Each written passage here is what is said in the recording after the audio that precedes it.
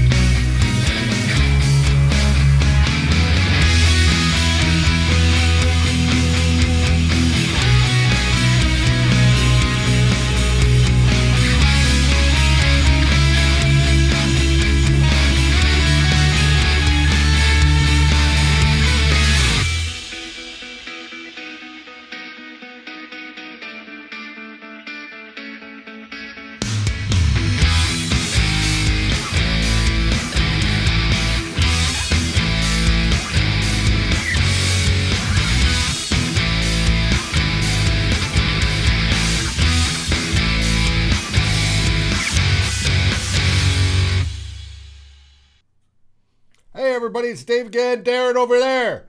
We welcome you to another Saturday's Two Old Bloggers. Darren, how are things in the great white frozen north? Minus 28 Celsius today. Okay, not too bad. Not hungover today, though, Dave. No basketball last night, no after hours drinks. So I am of clear mind and clear conscience to get this show on the road. I'm not sure that's a good thing, but we'll work with it. All right. You wanted to start talking about first thing that comes to mind is not this guy. That'll be later in the show. Luke Stalker is definitely not our new head coach, but anyway. No. But we did want to welcome our new head coach. Here we have him at the signing. With the Wilfs, Kevin O'Connell. What did you think of Thursday and all the hoopla that went along with the welcoming, the catching? We saw the images getting off the private jet, him and his family, and then the next day when he shows up in his plaid suit and all that stuff. Yeah, really, I thought there's a saying on Game of Thrones. It's quite famous, like the books too. Like Mm-hmm. words are wind, I think is the saying. Basically, the saying goes, well, anybody can say anything, but it doesn't mean a whole lot until something happens. But for an introductory press conference, I was extremely impressed with Kevin O'Connell, with really what I heard. He almost the questions he got from reporters named almost every guy by said their name. He never stumbled once on any of his answers. When he got the question, he was very immediately responded with a very thoughtful, concise answer.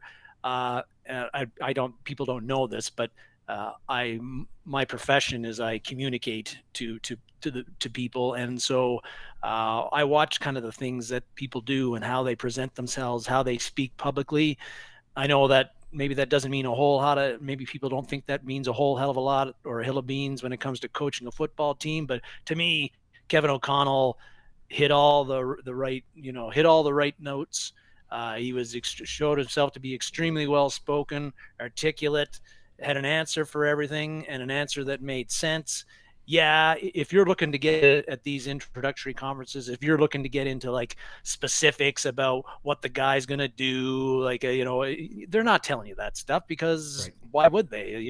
They don't want to give opponents any idea what the nitty gritty about what they're doing. They're going to give you broad strokes, and O'Connell did that, but I think he did it in a way that really showed a clear break from the Zimmer era, and that's what a lot of fans want. And I think that's what the Wilfs and Kwesi Adofo-Mensah saw in this guy. They saw a young guy with a lot of energy. Kevin O'Connell brought off a lot of energy. He said, I'm going to give you everything I got from day one. And so I was extremely impressed. And, some of the real themes that other people who watched the introductory press conference would have picked up, I'm sure you did too. Mm-hmm. Really, the two big themes were culture. Mm-hmm. Probably that was the main culture, theme. There's going to be a new culture. There was 14 different C words that he used. Yes. Yeah. And connection was another one. Mm-hmm. He said, he said, I will not hire a coach who cannot connect with players. That was one of his quotes that really stood out to me. And he talked about players have got to know we care about them. A bit of a slap in the face to the previous administration, I would say. And that's okay, because we know a lot of players did not like what was going down anymore with Zimmer and Spielman. And we've moved away from that. And that's what you and I wanted to see. That's what a lot of people who are listening to this show want to see. And thanks to everybody who's tuned in so far. I liked what I heard from O'Connell. I don't know about you. Well, I did too. He said a lot of the right things. It was a lot of the corporate new ageism speak. I can deal with that if it's backed up. We have yet to see. I know everybody is in love, high on the purple haze. It all sounds great and wonderful. I just beg of you to slow your roll a little bit until we start seeing on-field progress. Now, do I think we will see that? Yes, I do. And you talk about how he communicates with players. The Vikings put out their own video showing him on his phone FaceTiming Justin Jefferson. And you saw Justin Jefferson with a big old smile on his face. And then you saw Kevin with a big old smile on his face. And why wouldn't he? You got the best wide receiver in the league. Coming from the second best wide receiver in the league, I think it'd be wonderful. Where is KOC from originally? I'm trying to remember. He's from California. Well, you mean California? Where he grew up in He's San from Diego, California. Long Beach. Okay. He's from California. Yeah. Okay. I think Drew Bunting, keep back towards average. As Steve at PFF says. Drew, I hope it's a lot better than average. You and me both. It's near Drew. There we go. I drove through there once when I was in. I shouldn't say through Carlsbad, but on the freeway. I think I saw the signs of Carlsbad. But it right now. What's good because we know Zimmer and Spielman apparently didn't talk for months at the end of it. I know. And It seems you like saw a at the weird press conference. divorce where, Yeah. the parents aren't speaking to each other and the kids, being the players, are like, what the hell's going on? I don't know if people noticed in the press conference, but it's pretty clear that Kwesi and O'Connell, at least right now, are on the same page. When I don't know if people noticed it, but at the beginning, when O'Connell was introduced, they shook hands, and O'Connell then patted Kwesi on the back and could hear under the microphone, "Thank you, buddy." You don't often hear a head coach say "buddy" to the general manager. Maybe that's a little bit too close for comfort. But it looks like these guys get along. They'll be able to work together. There's going to be challenges that they'll have to overcome in the thick of a very a season, that NFL seasons that have ups and downs and pressure points and highs and lows. But I like the fact that these guys are talking to each other and they seem aligned on things. And we know Mike Florio did not like the hiring of Kevin O'Connell. He was a Harbaugh he was guy. disappointed. I don't know that he doesn't like it. He called it boring, and I think cookie cutter was another few phrases he put in there. And hey, it would have been great. Harbaugh would have been up there. He would have been going nuts. He would have been probably throwing fucking footballs to the reporters and stuff like that, and all this sort of thing. And O'Connell has a different vibe, but I think it's a good vibe. And he said some particularly on I thought the defensive side of the ball on things. We'll probably talk into it, but interesting that he talked about Ed Donatel, bring him in, and that Ed Donatel, he liked Donatel because he coaches a scheme that's tough to play against. And he talked about we got to take away the ball. He talked a lot about turnovers. All teams do, but that's going to be one of the focuses. He talked about defense. He needs guys flying around. They got to play hard all the time. Basic stuff, but stuff that maybe we haven't seen Zimmer's defenses do as much as we would have liked the past 2 years. And I really think on the run defensive side of the thing, a lot of it often comes down to attitude and hustle. And hopefully those small things will fix a run defense that has been just terrible the past 2 years. And it was interesting, the players he mentioned, I thought too. I don't know if you want to read too much into this, but he mentioned Harrison Smith. Harrison Smith, he mentioned. There's a guy that we aren't too sure if he's going to be back next year, although his contract is I don't know. And then Anthony Barr, he mentioned. I know. That was the big surprise, was mentioning Anthony Barr, and everybody's like, wait a minute, he's supposed to be a free agent. Are you going to give him an extension? Yeah. Try to Are they right? Have they already talked about Barr coming back, because they're going to the 3-4, even though, like Kevin O'Connell said, well, people are only in nickel 81% of the time anyway, right. So you're not going to be in base much no matter where you are, and it's probably going to be a 4-3 with a fifth defensive back most of the time. But one of the two linebackers the past with Zimmer has always been Barr and Kendricks when they've been healthy. Right. So yeah, is Barr coming back, and at what price? And we thought he was a goner. Didn't mention Danielle Hunter. That was surprising. He didn't mention any of the defensive linemen. He just said, we have guys on the interior and the exterior who I like, but didn't mention Hunter. And of course, that's the second biggest roster question that the Vikings have besides Kirk Cousins. And of course, there were some interesting things that O'Connell said about Cousins. I know that, again, what do you read into it? What was his exact quote here? I wrote it down. Anticipating Kirk being a part of what we do. So everybody's kind of run off. One of the things he said about Kirk. Yeah, but that was, and he said about we're gonna look at building an offense around him, but anticipating Kirk being a part of what we do is much different than saying Kirk Cousins is our quarterback in 2022.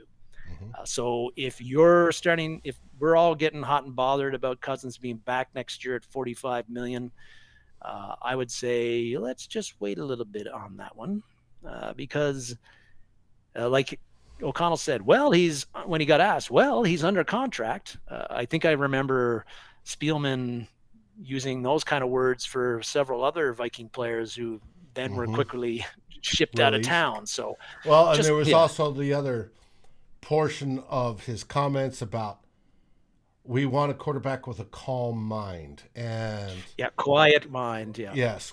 And there was a few things said there on how you could take that Kirk didn't have that he wants to coach into Kirk. Now, on everything that he said about Kirk, if you're a Kirkistani, you said, see, he's staying. It's great. He's going to do all this wonderful stuff for Kirk, and all this is going to happen. And if you're not into Kirk and thinking that most likely he'll be gone, you're saying, see, he said all those things. It's all this.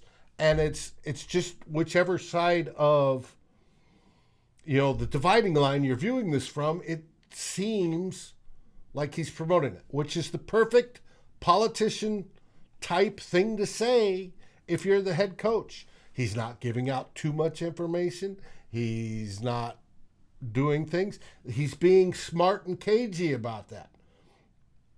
Not pissing off Kirk. Not pissing off Kirk. Exactly.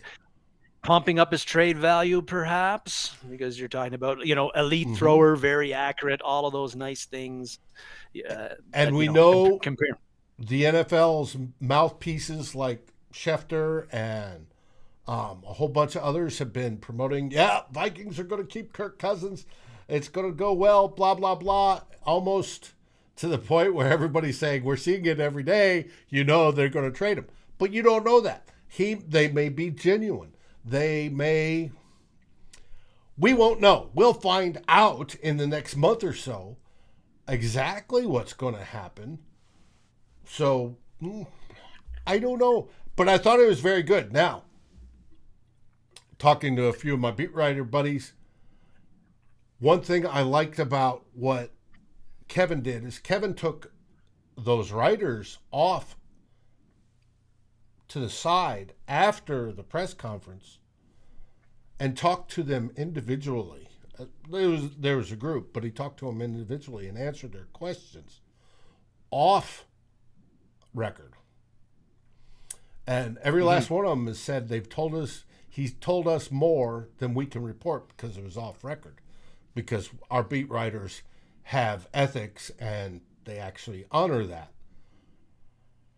And those conversations are going to be interesting, and Mike Zimmer did that. He brought the writers in at the beginning and he taught them a whole bunch of stuff at the beginning. Yeah, film. They watch film. Here's what we do. Here's what it means. He's trying to build a relationship and also maybe preempt stupid questions at press conferences, which didn't actually work, especially at the end where Zimmer thought every question was a stupid one.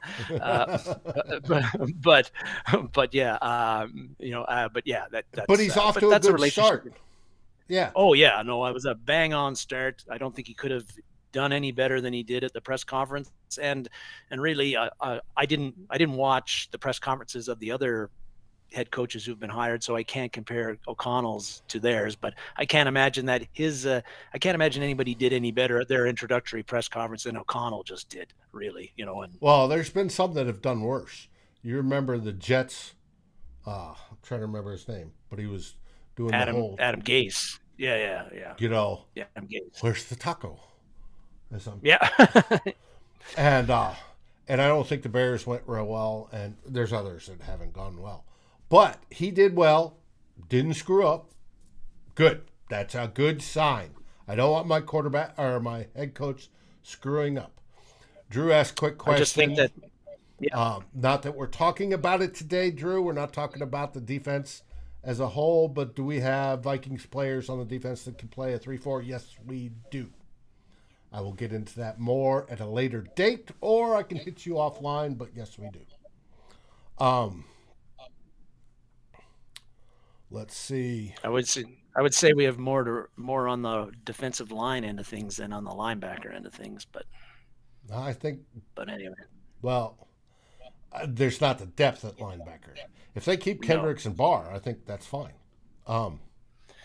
You also draft Devin Lloyd or. There's plenty, yes. Or Nakobe Dean. Mm-hmm. You wanted to talk about this coaching tree, and that Kevin is the latest branch on this tree.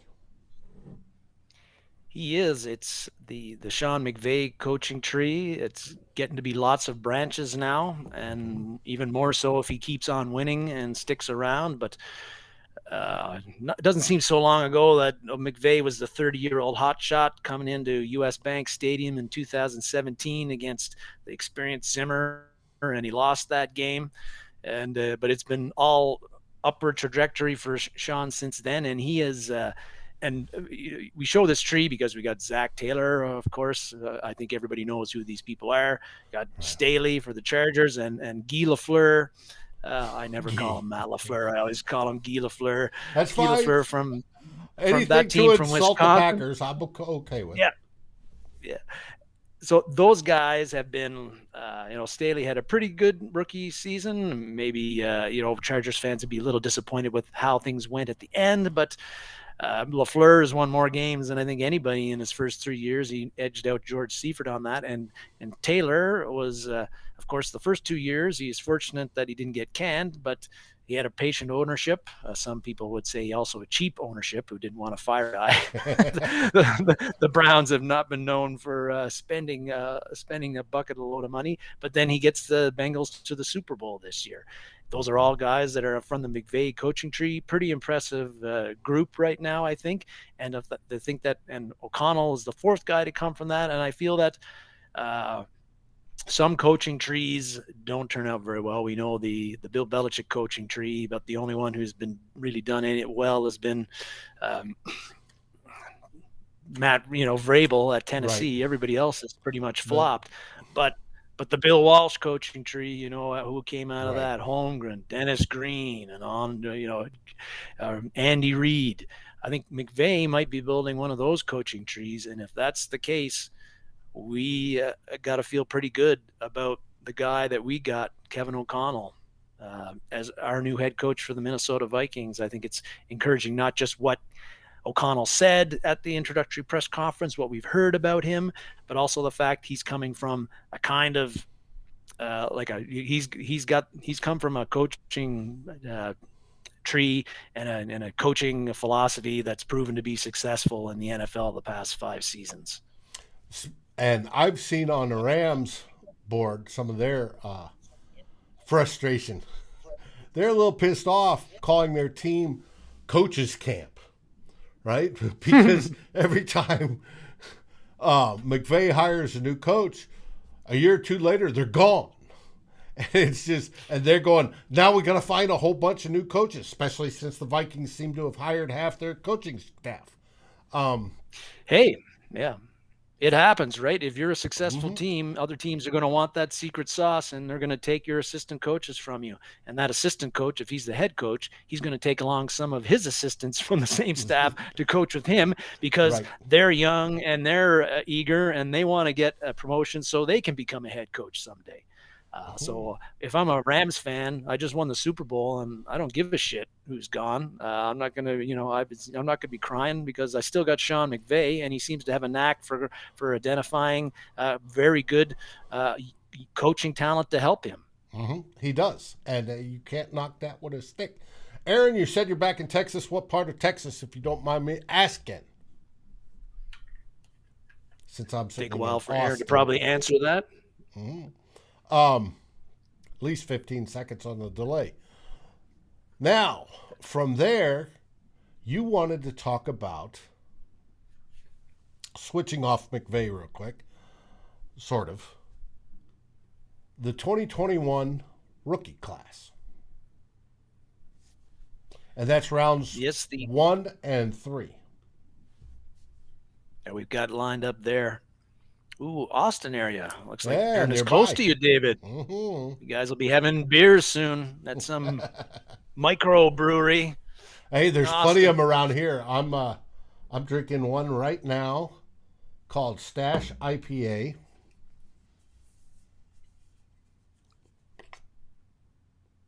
Right? Look at that.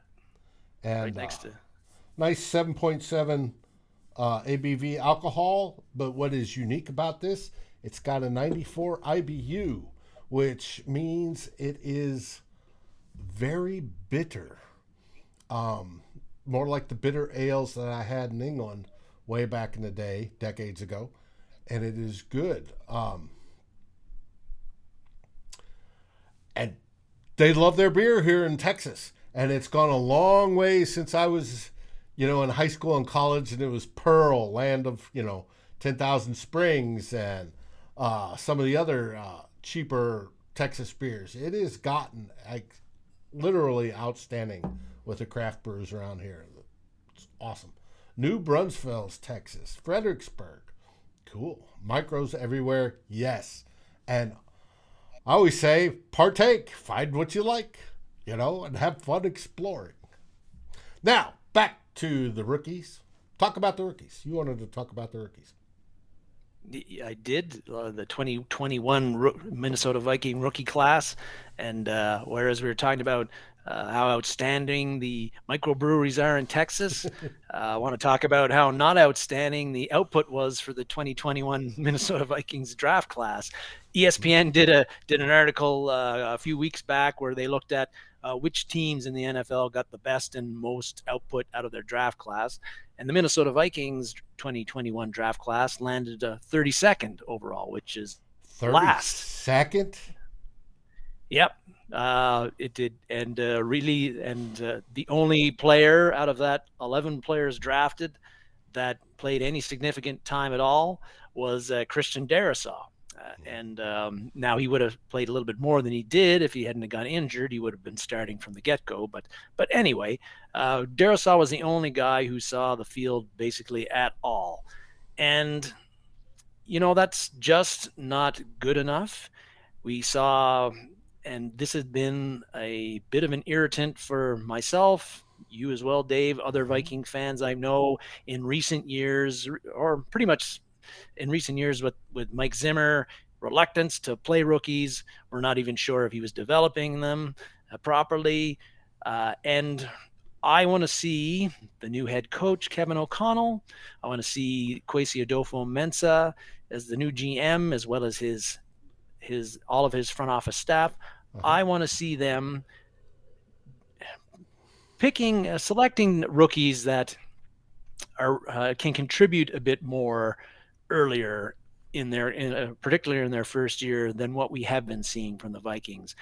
I'm wondering if there's going to be there might be a change of philosophy. It seemed like under Rick Spielman that, and I don't know whether he thought our roster was so stacked that this was the only way to do it, but it seemed like we picked a lot of projects, like a lot of players that, they've got upside, but they're not ready to play right now. But in year 2 or year 3, sure.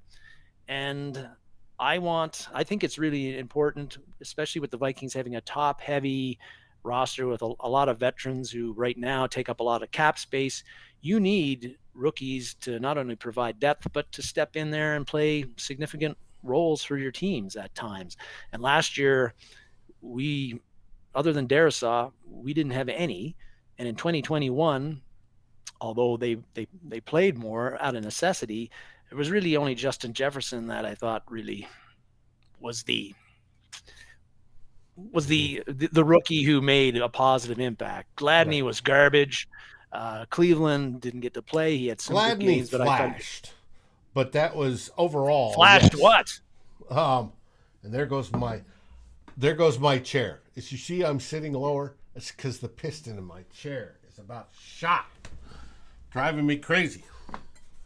Oh no, our host is having technical problems. Yeah, furniture mechanical problems. Now I think what the Vikings need really is, I'd like to see them picking more. I don't know, like I don't want to say low upside guys, but maybe players a little bit more in the draft that are ready to step in and compete for playing time, serious playing time, or starting positions from the get-go.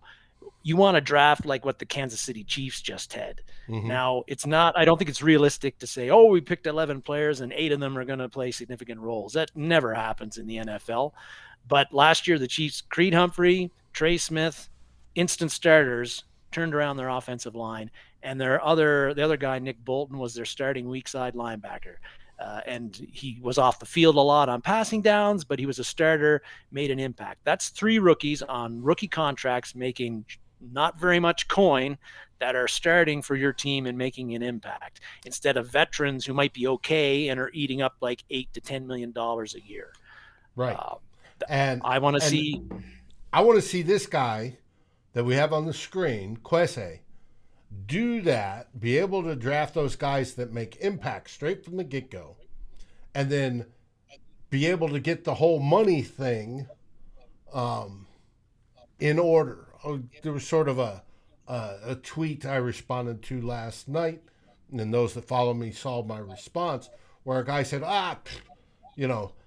giving Kirk Cousins an extension's no big deal. We pay about, there's no significant difference between what we paid in 2017 versus last year or next year. And I ran the numbers, and both for the defense, both for the O-line, both for the quarterbacks, offense, defense, what the percentages were. And I had a little disagreement as to what significant meant. If Kwesi can get all those numbers in and work them in to where you're not overspending on a top-heavy roster, but you're building and you're getting picks that are effective, and then filling out with, good depth on it and keeping everything within range, this team can go a long way with that. And it doesn't have to be lopsided like it was last year. And looks like it may be this year, but we have yet to see. So you're right. If you can find 3 rookies that play straight off the get-go, you're golden. And especially if you find that one QB that's on that rookie contract that can actually play and produce. Yeah, it's just talk about rookies being cheap labor for you, but if it's taking you into their 3rd or 4th season for you to play them, then you've kind of wasted a lot of advantage of having them on the cheap rookie years, because by the time they do get significant playing time, they're up for their extension, and you've lost out on 2 or 3 years of those. And some rookies aren't ready to play, right? We all know that, and you don't want to rush them in there. But I just feel it feels like the previous with Zimmer and Spielman, and maybe it was more Zimmer because he's the one in charge of who's playing and who's not. But there was just a great reluctance to play younger players. Veterans always got the benefit of the doubt, and no matter how they played. And again, we really were, Wyatt Davis. He's a guy who's been mentioned a bunch of times. Now we talked about him last week, and there was the weight issues and all that sort of thing, but. Wyatt Davis wasn't the only guy last year who probably didn't get a fair shake and should have. Cameron Bynum's one guy that comes to mind. Patrick Jones is probably another. Even Kellen Mond. Well, I don't know what the hell they did with him last year. We've talked about that before. I think I'm not sure he got coached closet. At all. Yeah. Now, and what good does that do? Supposedly he did. Supposedly both backups, Sean Mannion and Kellen Mond, got video reps where they put on the 3D glasses because they were filming during the day. Video reps, yeah. No, I'm serious as a heart attack. They started this when Bridgewater was there. Virtual reality. Well, and that was literally they started it when Bridgewater was there, where they placed cameras all along the field. Here comes Aaron Donald. Here comes Aaron Donald. They're in the practice field, especially behind the quarterback, and they practice and they film all that. And the starter gets absolutely the majority of the snaps, and then they take those snaps because they got it in the film, and they take the backup quarterbacks, put them in VR glasses, and all right, now do your thing. What would you do? Ready, set, height, right? And they'd turn around and they'd look and they'd see, somebody coming this way or somebody coming that way, and they would do. And they call them virtual reps.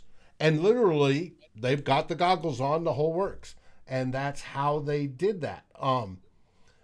There's nothing wrong with that. I think it's a great idea. And there goes my chair again. But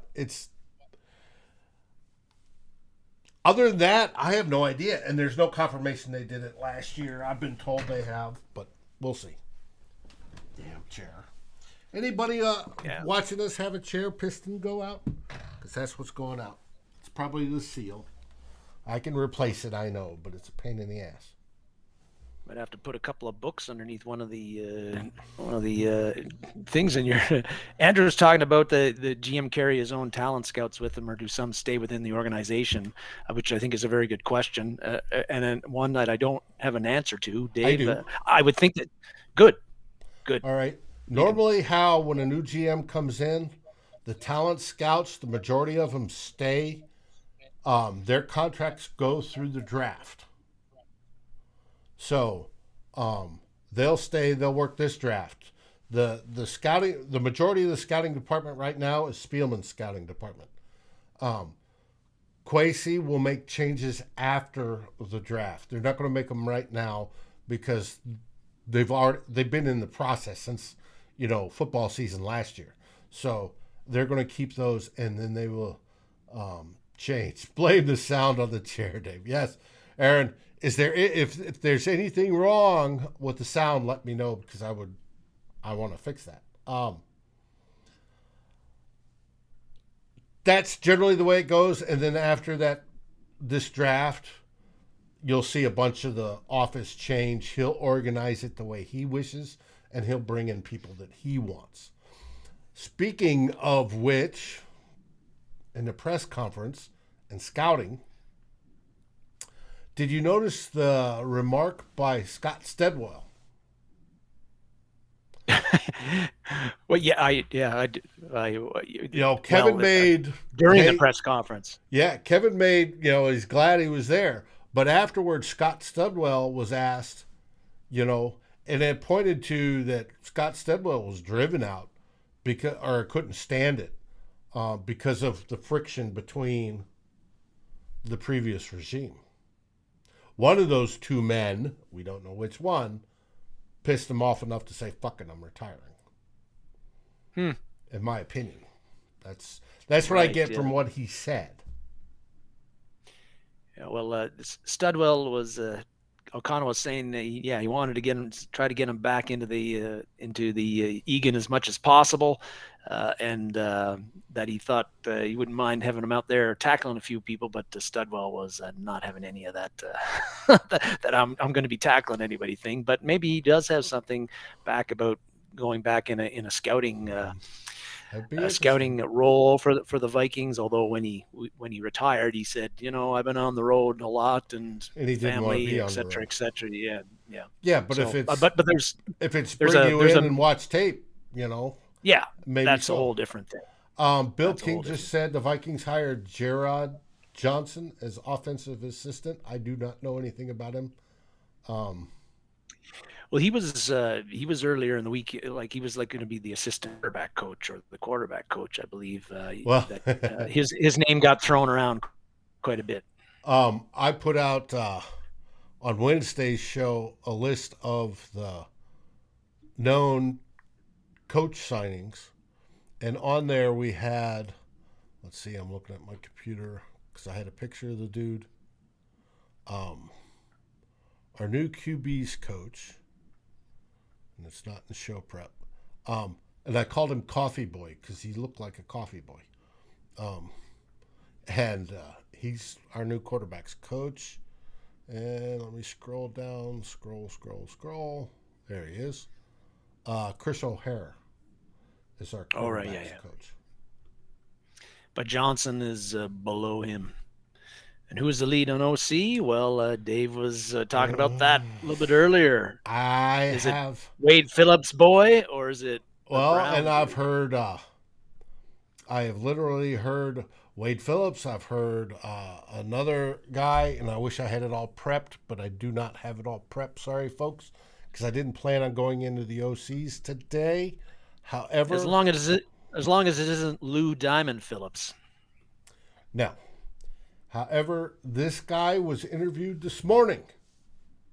Chris Beatty, per Ian Rappaport. Chris Beatty for the Chargers, I want to say was the wide receivers coach. That's what it says in the tweet. Mm-hmm. So interesting how McCardell would feel about that, mm-hmm. As he's a pretty good wide receivers coach, and luckily they retained him. But I don't know if maybe he doesn't want to be the OC. Not sure. Now, looking at Beatty, he's had coaching stints in college, and he's also been a running backs coach. So he's got a wider spread than just receivers.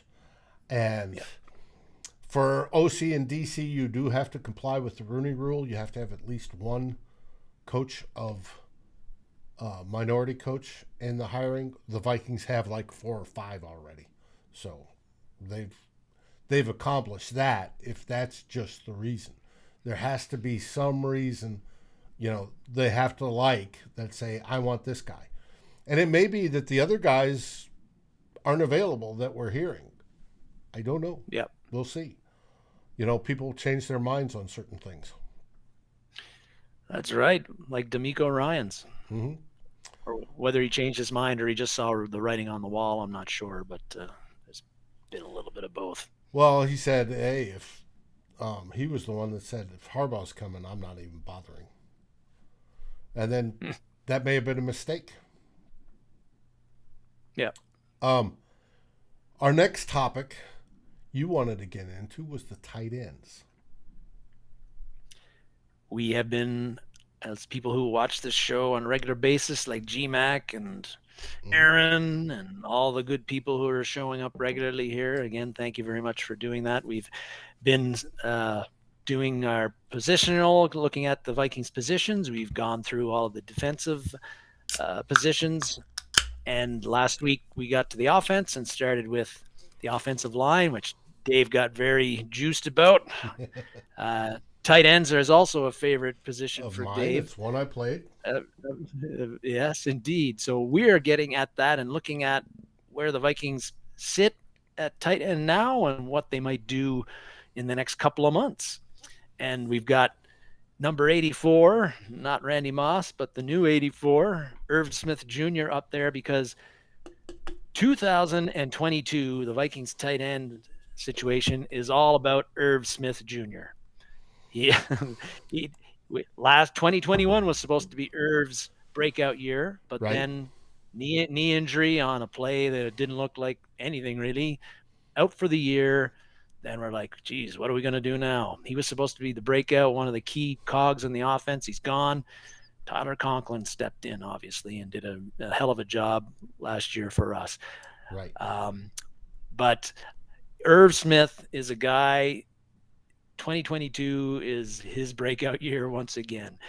The Rams, even though they run a lot of 11 personnel and don't have the 2 tight ends all that much, but Tyler Higbee last year under O'Connell's offense the last 2 years, the tight ends for the Rams have, they've been getting used. They've been eating.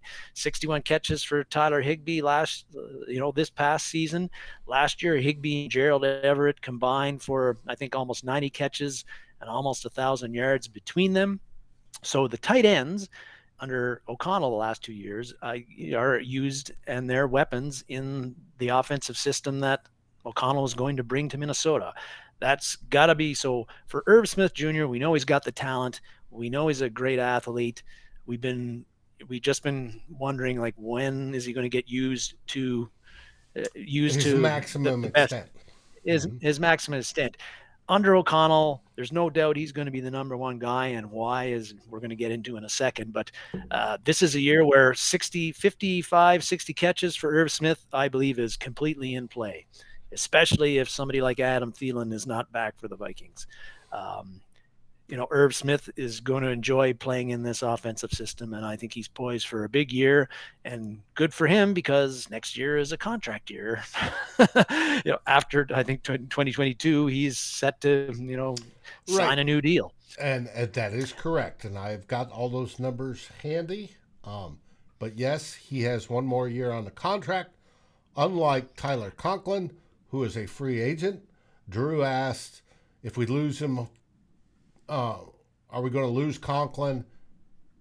but figuring he wants Absolutely, to we are get going to. paid, I expect he's going to go get starter money someplace else.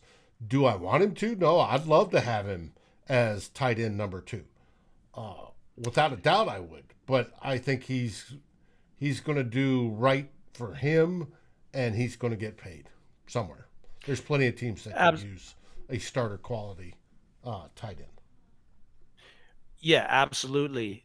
Conklin said had a hell of a year last year. Stepped in and did everything that we could have expected of him to do, and because of that, he is going to get rewarded this offseason, but not with the Vikings. When you look at the Vikings and their salary cap situation, yes, the Vikings are going to address that, and they are not going to be in salary cap hell by the time the league season starts in a month. They'll rectify that like Rob Brzezinski always does, and we'll have cash to spend on things. But I don't think when you've got Irv Smith, who can do everything that Conklin can do, only probably better, and maybe not blocking so much. PFF grade-wise, overall offense, Irv Smith in 2020 had a 70.0. Tyler had a 66.7 and was 25th of 70 tight ends with sufficient enough snaps. If you want to look at Tyler Higbee and Gerald Everett, Tyler Higbee was 19th of 70 this year with a 69.1, and Gerald Everett back in 2020 or 2021 was 35th with 63.5, but when he was on the Rams, it was 61.3. So they're all about the same. Once you get in the 70 range in PFF, you're good, without a doubt. A 60 to 70, you're an okay player. You're at least average or above average. 70, you start to get good, and we know that our guys are good. We look forward to that. Now, can we bring Conklin back to be, 2 good tight ends? I doubt it, but he's just Conklin knows that, as proved last year, at least to himself, I think, and that he's a number 1 tight end for somebody in the NFL. He is not going to come back to the Minnesota and be the second tight end behind Irv Smith, or 1B to Irv Smith 1A. And also, he is not going to come back to Minnesota for that role, and also for the amount of money that the Vikings would be willing to pay him. That's the big. It just doesn't make sense. And if you look at the free agent tight ends right now, David, the top 4 as far as pass catching and yardage last year was Dalton Schultz, Mike Gesicki, Gronk, and Tyler Conklin. Well, Schultz, I guarantee he'll be resigning with the Cowboys. And Gronkowski probably will he retire? May retire. In which case, those two guys are off the market, and you're left with Gesicki and Conklin as your top 2 tight ends in there. And there's just going to be a market for Tyler Conklin. Yeah, and they're going to be paid, I've heard, anywhere from $8, $9, $10 million. And we ain't paying that for a number 2 tight end. And so he's gone. And it would be, if you were him, you want to set up your family for life, you go for that sort of payday. It's you sign a contract for 3 or 4 years, and hey, you're good. And then maybe later on you can say, hey, I'll take a discount and come back to the Vikings. But right now, you got to go get paid, and he knows he's going to be behind Irv Smith, so. Just makes no sense to come back to Minnesota. Mm-hmm. And this is his one shot to get the big money, or as big a money as he could possibly get. And he's going to take it. And there's going to be teams that will be willing to pay him that in the NFL. So the Vikings, they've got Irv Smith, and they don't have much after that. Really. Luke Stalker, they signed him after Ben Ellefson went on IR.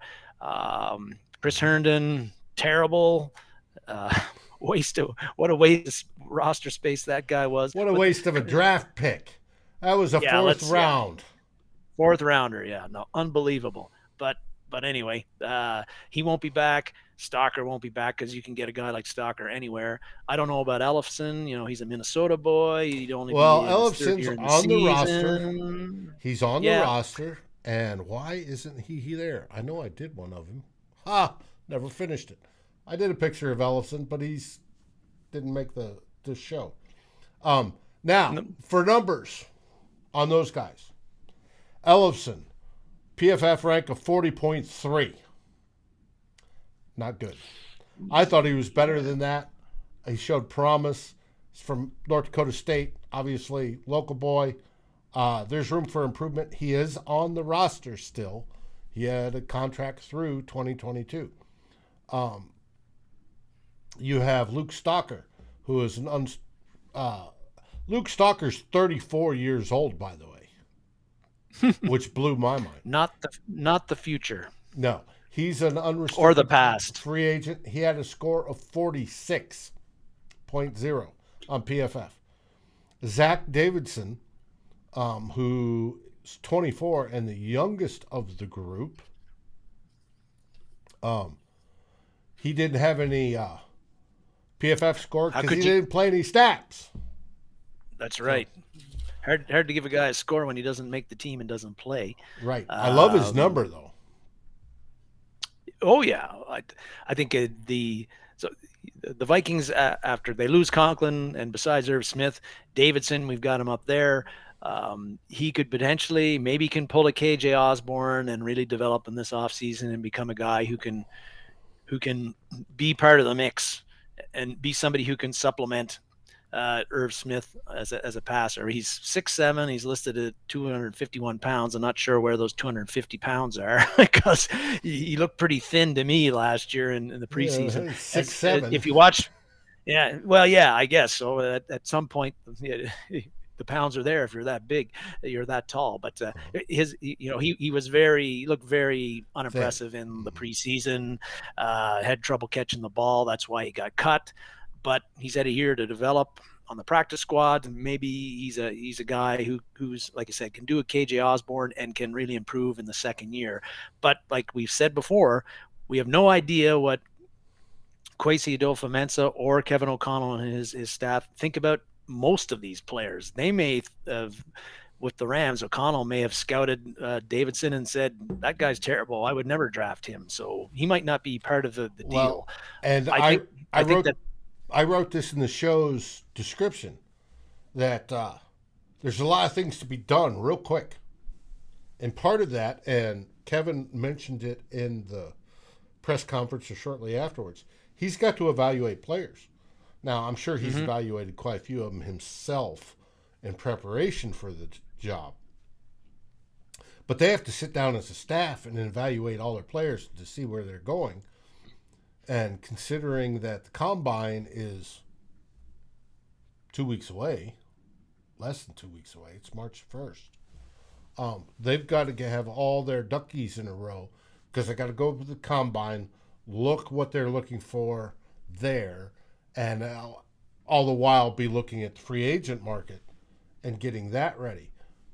As we've discussed on Mock Draft Mondays here on CTP, tight end may very well be one of those higher picks, round 2, round 3-ish really type picks that the Vikings go after, looking for that tight end 2 that's cheap but good, and going from there. And the tight end draft class is decent, according to Tyler Fornes. So we may see that. And we're discussing it here today, and we can see, we got Irv Smith Jr. And then big fall off. Yeah. So, but I really think that the Vikings are going to do, they'll get some of the draft by culling sort of the later part of free agency. They'll pick there's all kinds of tight ends who are under restricted free agents set to be, and a lot of them aren't very impressive names. But if you're looking for like a blocking body or that sort of thing, you can get guys at a very reasonable price. One of those guys, like Johnny Munt, was on the IR last year. He's a former Ram. Again, I'm kind of looking at free agents who have Ram ties. He's a guy that wouldn't cost you anything. He doesn't catch the ball very much, but he could be like a camp body or somebody that would be your third tight end. David Njoku from the Cleveland Browns, Kwesi Adofo-Mensah would know him very well. Former high first-round pick, I believe. He's an unrestricted free agent. Now, would he come to Minnesota with Irv Smith being there? And I don't know. But again, Kwesi Adofo-Mensah knows him very well for his time in Cleveland. So keep an eye on Njoku. And then in the draft, I agree that I think the Vikings would draft one, but I was kind of looking on like the I think they have the third day. I think they have 3 6th-rounders or something like that. Yeah, and that may be the perfect spot. I think that's the spot where I think they would target a rookie who could come in. Davidson last year I think he was a 5th-rounder, but there, if you look at a lot of the top pass catching tight ends, they don't always, and a lot of times many of them don't come from like the 1st or 2nd round. Kelsey's was a 3rd-rounder. Kittle's a 4th-rounder, and on and on and on. You can go. Darren Waller, you can look at it. Yeah, sure. You got your Kyle Pitts guys and your T.J. Hawkinsons, but a lot of top tight ends are not picked on the 1st or even the 2nd day of the draft. Right, so unless you've got that guy from Atlanta. Yeah, that's right. And I think you can find good value. You can find good players on the 3rd day at that position, and that's why they very well may. But what I'm saying is that the Vikings look to be in the market for a tight end because of what we discussed. There isn't. You have Herndon leaving, unrestricted free agent. Bye. Right. You have Tyler Conklin. Leaving, unrestricted free agent. As much as I hate that, he's going to go get paid, and I don't fault him for that one little bit. And then you have Luke Stalker, who's 34 and not worth a damn anyways. Bye. So that leaves you with Irv Smith, Ben Ellefson, and Zach Davidson. As much as I like Ben Ellefson, and his blocking grade is a whole lot better than his receiving grade, and that's the type of tight end he would be. He'd be the blocking type. Yeah, that's right. Yeah. There's not a solid. That's not enough depth. You need a tight end 1, a tight end 2, and you need a 3 and probably a 4. That's not including camp, right? Where you're going to add a couple more. So you need to find guys, and I can see that where it's going to be a draft requirement. I don't want to say priority, but a requirement that may come in, especially day 3, if we haven't seen it by then. No earlier than day 2, however. Yeah, and they'll be picking up undrafted rookies as well. They'll certainly sign 1 or 2 of those as well, and sometimes those guys pan out for you. Maybe not right away, but a few years down the road. But yes, the Vikings' depth at tight end is lacking. You might say there's no depth there, and they will have to address it both in free agency, not by spending a lot, I would say, but getting veterans who you can get cheaply. And also, as you say, in the draft at some point they are going to draft a young tight end. Likely, I think somebody like a Tyler Conklin, who was in the 5th round and who you can work on developing, and 2 or 3 years down the road, he becomes a significant contributor for you, or hopefully in the rookie year, which we were talking about a little bit earlier. Now, Kevin O'Connell, from what we've seen so far, loves to play 3 wide receivers, an 11, 1 running back, 1 tight end. So, but we need depth. Irv Smith's been injured. He gets injured too often, more than we'd like. So we need depth, and we need good depth. That's where that tight end 2 comes in. I'm happy with keeping Ellefson as a blocking guy, but we're going to see in the draft and free agency how they deal with that. And Drew was asking who we like, or maybe was asking everybody who's watching here, like who they liked as far as tight ends. And I got to admit, I have no idea who the top tight ends are in college football. But I know that the Vikings are going to be, I'm pretty sure the Vikings scouting staff and front office staff are going to be watching them very closely because, yes, there is a need there. And I think a pretty significant one. Mm-hmm. So we shall see. Well, indeed. That's it for the 3 topics that we talked about going into this. Is there any others?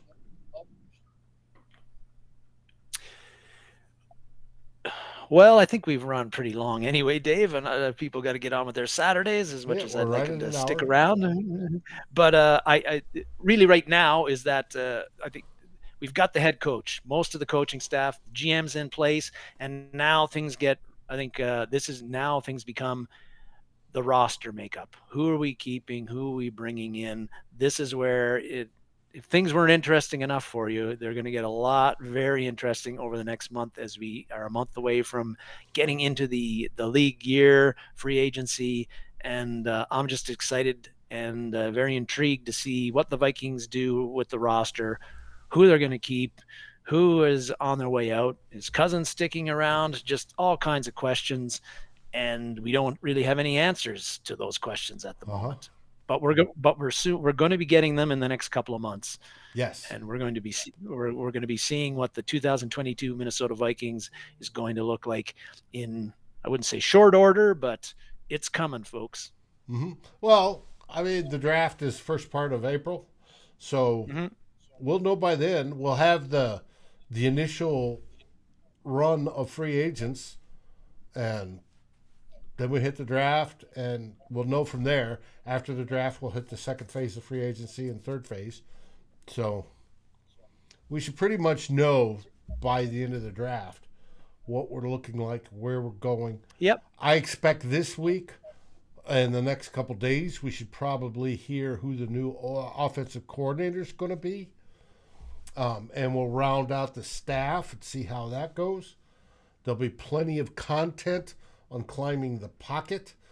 As I mentioned before, we do mock drafts on Mondays. Tyler Fornes comes in. He not only does he work for Climbing the Pocket, he works for NBC Edge, and as their draft guy, he's a regular over on Score North, and he also works for USA Today's Vikings Wire. He is very much a draft guy. We got more draft people in the group that come in as we build up to the draft in our 3 days of live coverage there. We're going to be looking at this stuff. That's great. We'll also discuss new coach hirings because as the staff comes together.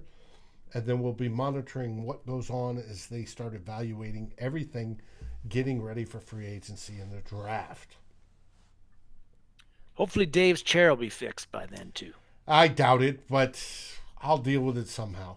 There's ways to... I watched YouTube videos on from changing the piston to sticking in a 3-inch pipe in there to say screw it because I keep it at the highest settings because I am semi-tall. I'm 6 feet, and I like the chair set at the highest settings. We'll find something. Either that or I'll switch chairs. This wasn't the most comfortable chair in the first place. Right. Could be gas. GMAC, yes. Everybody have a good day. I want to thank everybody for watching and joining in with the conversation. And if we mismentioned you, I apologize. We have, Steve from Australia.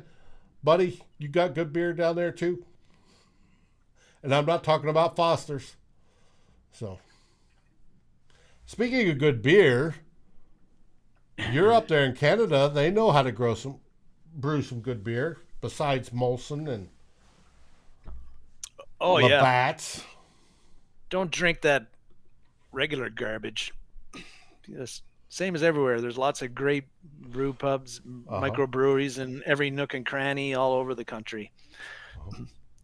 That's assuming you can get to them with all the trucker convoys. Yes, Tyson. Anyway. We'll get into our running back group sometime in the near future. Could be next week. Maybe. We'll see. Haven't decided. Hey, final words? Just, again, we've got the head coach selected, GM selected, coaching staff's coming through. Ready to get going with the 2022 Minnesota Vikings and what the roster is going to look like. Looking forward to the next month and next 2 months. And, yeah. Skull, baby. That's what we're ready to roll. Skull Vikings! Skull Vikings! Skull.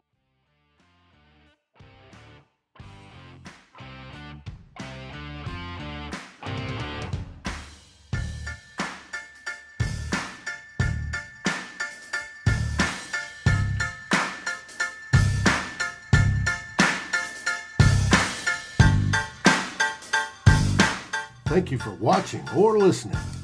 As always, if you like, subscribe, and ring the bell for notifications. And if you're listening to the podcast, please rate us on your favorite aggregator. Skol, everybody.